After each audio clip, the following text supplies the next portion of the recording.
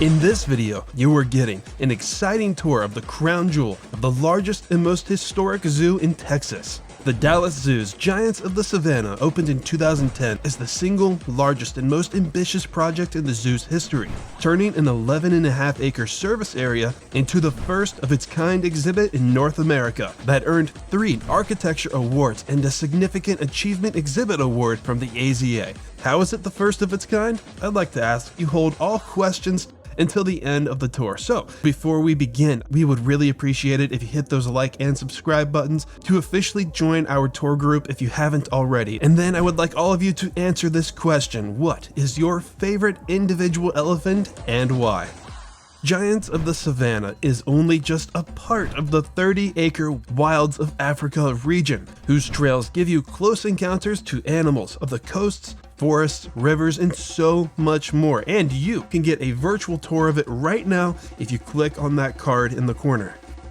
Like any exhibit, the best time to visit the Giants is right after the zoo opens, because that morning glow really adds to the immersion. They call this the Tembo Udengo. It has a few cool features: a 150,000-gallon pool, natural-looking boundaries, including a recreation of a 25-foot-tall strangler fig tree in nature. They can be a home for thousands of animals at one time. Wild elephants will often ram their heads into the tree and feed off of the fallen figs. Dallas's elephants don't need to do that, but they still gotta search for their snacks inside these feeding spots that faces the crowd. At least they used to. At nearly 15,000 square feet, some zoos don't even give elephants this much space. But if you've been paying attention to the background, you know there's more. But first, let's eat. The Serengeti Grill is one of 3 major cafes on zoo grounds. It offers your typical American cuisines. The outdoor seats give a decent view of the Udengo. The indoor dining space connects you to the lion's den, so you can eat while they eat. An adult lion can consume up to a quarter of their body weight in a single sitting. The lions used to live in a small cage, which fortunately completely contrasts their current living situation. This enclosure has 3 major viewing opportunities, but the hill in the center kind of blocks your view of the back fencing and tries to make a more natural look. But that's not all. Making up the middle of the carnivore complex is a mini exhibit where the zoo holds predator encounters, which is most likely your chance to see keepers get as close as you'll ever see someone interact with lions. And it's not just to entertain the crowd. The keepers are showing all the ways that they can ask the lions to set themselves up for medical checkups, like dental exams and taking vaccines. This encounter was obviously really popular and can get crowded quickly, so encounter times are posted near the fig tree. In case you miss out on a good spot, you can still catch the action from this TV. The encounter's MC mentioned that it's not just for the lions, but the African painted dogs will sometimes have access to the mini exhibit. If you were to come here 5+ years ago, you were probably seeing spots, since this started out as cheetah territory. But this habitat, Land Rover included, was built with painted dogs in mind. Apparently though, they were in short supply up until around 2019. African painted dogs are the largest wild canid in Africa and the 3rd largest in the world, but their giant reputation comes from their extraordinary cooperation and teamwork to pursue and bring down a target. 80% of their hunts end with a kill and make the king of the jungle feel like little kitties with their 30% success rate. That brings us to the very center of this exhibit, and as the heart of the attraction, it deserves its own unforgettable name. The Dongas are 2 similar side-by-side enclosures that could connect as one. A donga is described as a water-eroded ravine that stays dry outside of the rainy season. One side opened with Red River hogs, but now you'll find warthogs in both. The Savannah's top hogs. Those 4 large tusks are actually enlarged canine teeth. Every tusk is unique and can vary in shape, color, and size, ranging from 3 to 9 inches long. Both male and females have them. They use them and their shovel-shaped nose to dig, fight off rival warthogs, and defend themselves from predators. And if that doesn't work, warthogs do have longer legs than other swine, so most of their problems cannot catch up to them when they're booking it at 34 miles per hour.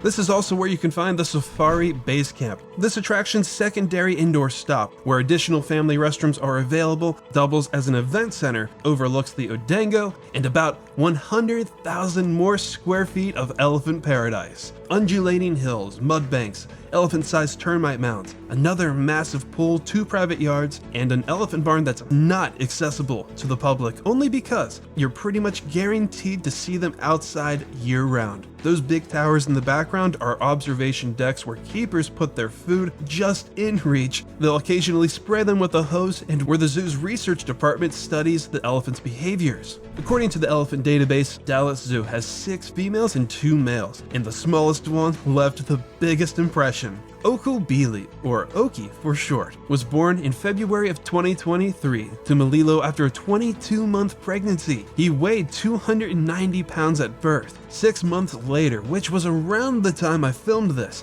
he doubled in size at 610 pounds, and now at a year old, he surpassed the 1,000 pound milestone. Oku Bili's name in the Zulu language means two, or duplicate. It was chosen because he was the second elephant birth in Dallas Zoo history, the second birth to his mother, and because they consider him a carbon copy of her. Elephants in Dallas were originally displayed in the now bulldozed large mammal building in Zoo North that dated back to the 1930s, and today, including the Odango, they have 2.5 acres of outdoor space. But again, there's more.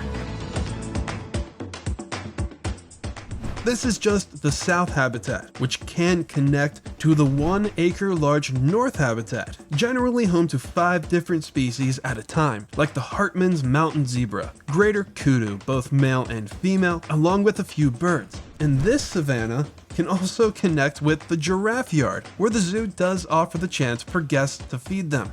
So I can finally answer how Giants of the Savannah is a first-of-its-kind attraction. Because all 3 of these exhibits can link together, all of these animals can share one habitat. And it's claimed that Dallas was the first zoo in North America to successfully mix African elephants with other larger savanna species, at least in the modern day. As someone who sticks to zoos and hasn't had the privilege of experiencing true, untamed wildlife outside of America, these images really don't seem real to me. Unfortunately, I did not get the chance to see this fusion in person. I don't exactly know why that is, but I imagine having a new member on the Savannah had something to do with it, but I'm not gonna hold it against him.